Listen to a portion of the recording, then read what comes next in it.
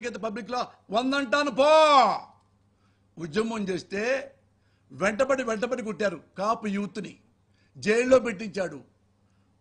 ఈయనే కాపు కుర్రోళ్ళు ముద్దగడ పద్మనాభం గారు రైళ్లు తగలబెట్టారని డ్రామా ఆడిది, దొంగ కేసులు పెట్టించి బొక్కలో పెట్టారు. ఎంత ఘోరంగా చేశారంటే ముద్దగడ పద్మనాభం గారిని ఆయన కుటుంబాన్ని మెడబెట్టి నెట్టి జైల్లో పడేశారు. తీసుకొచ్చి హాస్పిటల్లో పడేశారు. పట్టుకొచ్చి ది గ్రేట్ ముద్రగడ పద్మనాభాన్ని ఏం పీకారు అన్నాడు. ముద్రగడ పద్మనాభం ఏం పీకాడు? ఇంకేదో అప్పుడప్పుడు అరుతుంటే కొన్ని కోట్లు పక్కన పడేసి కాపు నాయకుడిని కాపులతోనే అమ్మనాబోతులు తిట్టించినంత క్లెవర్ చంద్రబాబు నాయుడు. ఇదే కాపు జాతి కోసం తన ప్రాణాలు బలిపెట్టాడు ముద్రగడ పద్మనాభం గారు. రంగా గారు చనిపోతే కన్నీళ్లు పెట్టుకొని అప్పుడు మంత్రి ముద్రగడ గారు మంత్రి పదవి రాజీనామా చేసి రైలెక్కి కేరళంపూడి వెళ్ళిపోయాడు. అలాంటి నమ్మకం ఉన్న నాయకుడు అతన్ని ఇదే చంద్రబాబు నాయుడు డబ్బులతో కాపుల చేతే, మళ్ళీ కాపు చిన్న చోట నాయకుల చేతే ముద్రగడ పద్మనాభని అమ్మనాబులు తిట్టించాడు. ఇక నన్నెవడరా పీకేది? ఇవన్నీ సార్, ఇవన్నీ తెలియదా? కేంద్రానికి తెలీదా? తెలుసు కానీ భయం. ఎందుకో తెలుసా? మోడీ నా జోలికి వచ్చావా? ఒకసారి వచ్చావు, అవినీతి పరుని అన్నావు. ఏం చేశాను నిన్ను?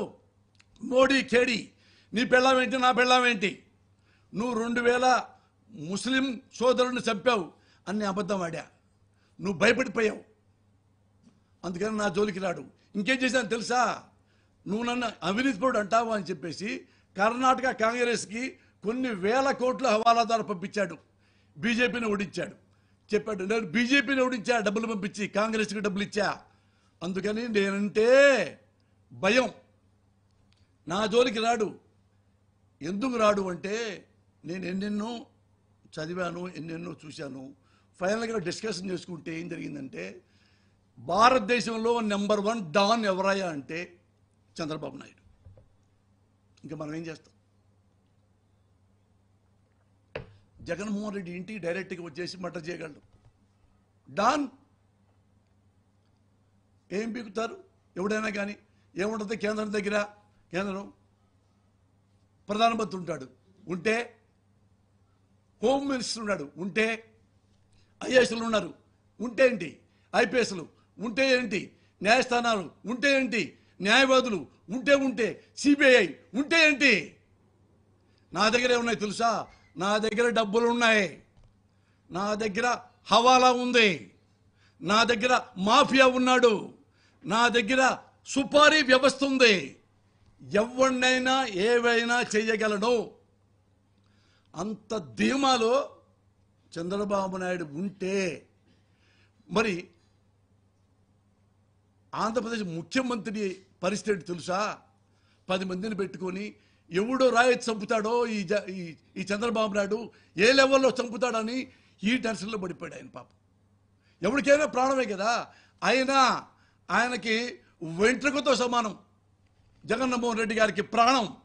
ప్రజలు నా యందు ఉన్నంత కాలం, దేవుడు నా పట్ల ఉన్నంత కాలం నా ప్రాణాన్ని దేవుడే చూసుకుంటాడు, నా జీవితాన్ని నా ప్రజలే చూసుకుంటారు అని ప్రజల మధ్యలో ఇప్పటికి షేక్ హ్యాండ్లు ఇస్తూ, ఇప్పుడే అమ్మమ్మల్ని హక్ చేసుకుంటూ, చెల్లెమ్మల్ని హక్ చేసుకుంటూ, మీరుండారు నాకేం బాధ లేదమ్మా, మీరున్నంత కాలం నేను ఉంటాను, కాలం ఉన్నంత కాలం కాకపోయినా 100 ఏళ్ళైనా నిమితి మీరు నన్ను బతికించుకుంటారు అనే ధైర్యంతో, గుండె ధైర్యంతో, మొండి ధైర్యంతో, మూర్ఖపు ధైర్యంతో వస్తున్నాడు. కానీ జగన్మోహన్ రెడ్డి గారిని చంపటం డెడ్ ఈజీ. ఈరోజు డెడ్ ఈజీ చంద్రబాబు నాయుడు గారికి. పాతయన్ని మీరు చూశారు కదా, పాతయన్ని మీరు చూశారు. ఎలా ఎంతమంది చంపాడో, ఎంతమంది ఎరాడికేట్ చేస్తాడో. ఇప్పుడు మరి ఎవరు కాపాడతారు? మోడీ వాళ్ళు. ఎప్పుడైతే నరేంద్ర మోడీ గారు పబ్లిక్లో నారా చంద్రబాబు నాయుడు గారిని పెద్ద అవినీతి పరుడు అని మళ్ళీ ఆఫ్టర్ ఆల్ 2 ఎంపీల కోసం మళ్ళీ ఇదే చంద్రబాబు నాయుడు మేరా దోస్త్ దోస్త్ మేరా దోస్త్ అని పాట పాడుకుంటూ ఇద్దరు వాటేసుకుని ఇక్కడ ప్రెస్ మీట్ పెట్టారు. What a shame it is. Modi గారు, ఇంకా మా జగన్మోహన్ రెడ్డి గారికి మీరు కాపాడతారా సార్? ఎట్లా కాపాడతారు సార్? మీరు ఓ చంకలో మీరు చంద్రబాబును పెట్టుకొని ఎట్లా సార్? అవినీతి పోవడం మీరే అన్నారు. అదేమంటే సింపుల్గా దేవుడు నిన్ను కాపాడుగాక, దేవుడే కాపాడితే అని మీరు ఎందుకు సార్ ప్రధానమంత్రిగా? అమిత్ షా హోమ్ మినిస్టర్ ఎందుకు సార్?